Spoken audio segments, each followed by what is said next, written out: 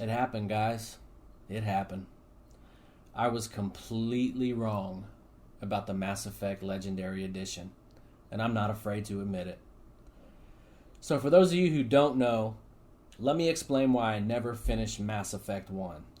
And it's a quite simple explanation. It ran like shit on the 360. When I got into PC gaming, one of the first games I wanted to play was Mass Effect. But back then, it was only supported by keyboard and mouse as far as I knew, and this was before I realized how glorious the aiming was, the movement was with mouse and keyboard. As far as I knew then, it didn't support controller. So I started the series with 2 and 3, loved them both, started Andromeda several times. That's an entire separate video. But anyway, I loved the second and third games.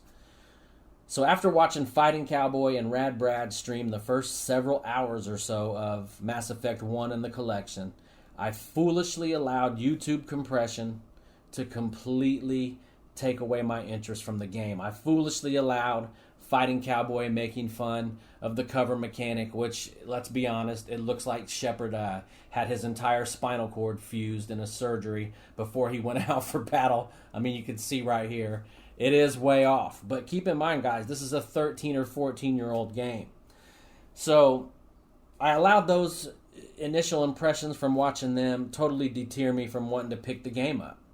But after finishing Resident Evil, which, by the way, is my game of the year, no doubt about it as of right now, I decided to pick it up on Series X. My oldest son wants to play through the entire franchise, and I game share with him, so I figured I couldn't go wrong. Now, after roughly 8 hours with the game, I must point this out. The game is absolutely beautiful. You got 2 modes on the Series X, 4K 60 or 1440, 120 frames. It is not a consistent 120 frames, so don't let your favorite Xbox radical YouTuber tell you otherwise. But VRR definitely can help with that. But I wanted the native 4K at 60 frames. From what I'm reading, the latest patch adds some graphical enhancements. I'm not quite sure what those are, or I don't remember. You guys will have to look those up on your own. But after roughly 8 hours, the game just shines like a diamond, in my personal opinion, and it does not play nearly as bad as it looked watching people play the game. I just mentioned the cover system. It's bad, but once you're playing it, you don't really notice it. Some of the lip sync and dialogue, obviously it's going to be dated, guys, but again, it's a remaster. This is not a remake. Let me say this. The guns sound absolutely awesome. They sound awesome. When you're blasting off your gun, you got a good headset on, your surround sound cranked up. The guns sound badass.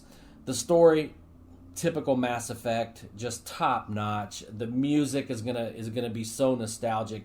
If I remember correctly, it's the same music as in the second and third games. So nostalgic. It really, really hit home with me. It's just fitting. Of course, it's got its quirks, guys, like I mentioned above, and it's let me think. Your AI teammates all do some really, really weird shit at times. I've caught my AI teammates aiming at walls, shooting at walls, that kind of thing. But again, it's a 13-year-old game, guys. So the bottom line is this. They have done an absolute tremendous job with this trilogy. An absolute tremendous job. And I haven't even played the second and third games yet.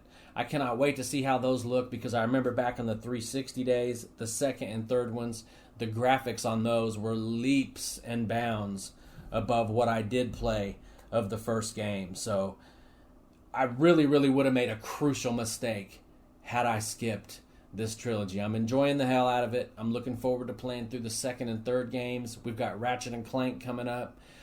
So that may take me away. I doubt that I can beat the second one by the time, or beat this one and the second one by the time Ratchet drops.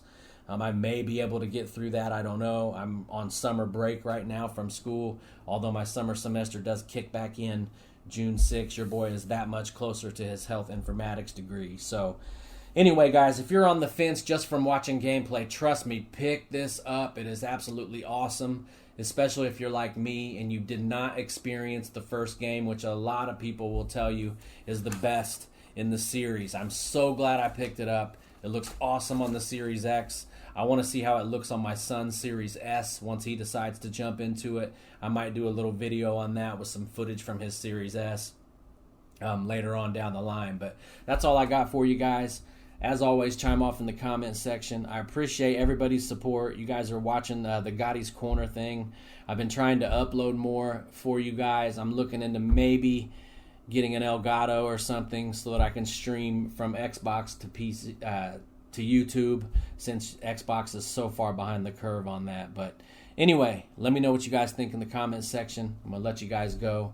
Gotti360, keep it gaming.